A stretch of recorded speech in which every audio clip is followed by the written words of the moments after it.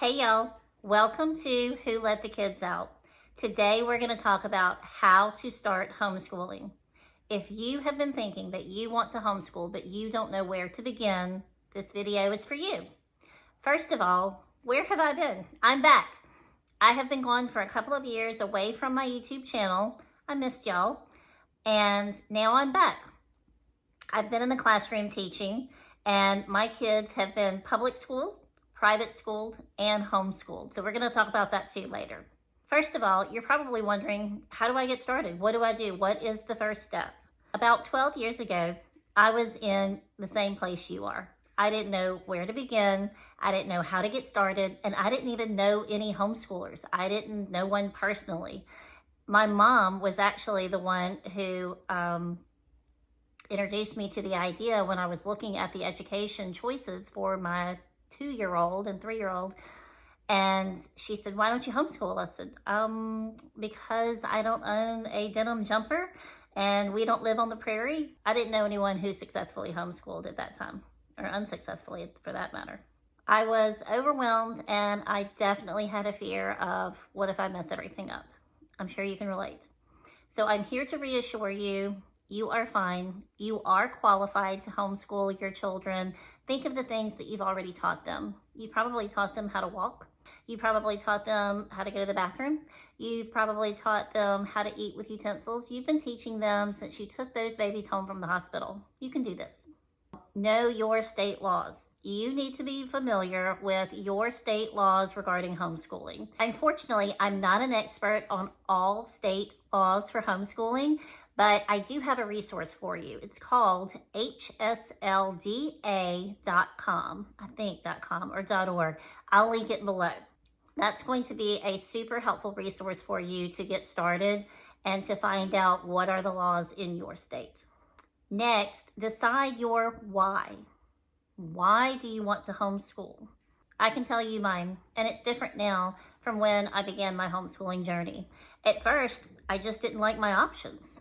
And my why was, well, I can do that. Now that I have the experience behind me, my why to continue homeschooling is because I can meet my child, my student, where they're at in their education. My son, we've talked about before, my son is very advanced in math, history, and just about every other subject except ELA. Crushes my heart as an English teacher, but that's okay. And so when he was going through his elementary years, we stayed back on those spelling books. We kept reviewing phonics when we moved ahead in math. So that was an unexpected why that I found out that I can meet him where he is at. And the same goes for my daughters as well. Next, pick a style. Just pick one and go with it. You will change. It's okay if you change your mind. If there was an award for changing curriculums, I would win. When we first began homeschooling, I chose a box curriculum called My Father's World.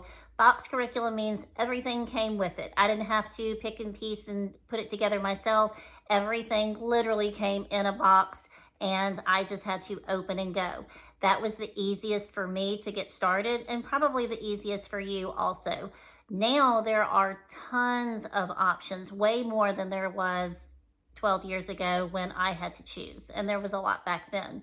So just pick one and go with it. Get a sample, see if you like it, and begin. You might change to a digital version. You might change to an online version. Then we'll get into what other styles of homeschooling there is for you to choose from. It's a lot.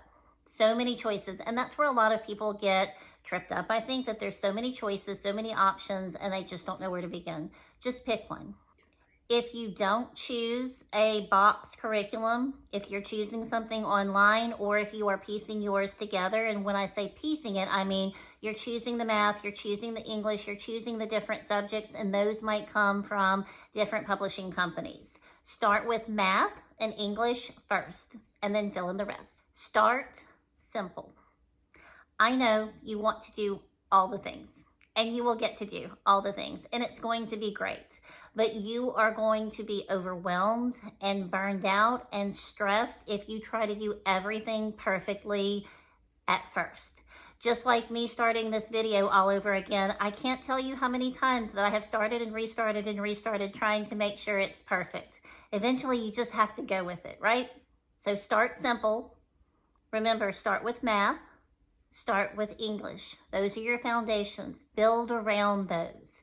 Build your writing, build your spelling, build your science, build your history. You can even add in electives and other fun things later, but start simple and then build from there. You will be more successful and have a clear idea of where you're headed. I also have some very good news for you. I have dusted off the shelves of my Teachers Pay Teacher store. If you don't know about Teachers Pay Teachers, there is a link below and you will find wonderful resources down there. I have homeschool help resources listed in my store, and I have just listed a freebie, how to start homeschooling. It's a quick start guide for you. It is absolutely free. Go grab it and download it, and it walks you through the step-by-step process that I've been talking about today. What else can you do? You can subscribe. You can subscribe to this channel. I'll be uploading new videos each week about homeschooling and tips and tricks to get you started, and I will be with you on this journey to homeschooling. I wish you the best. Leave me a comment if you have any questions, and I will see you next week. Bye-bye.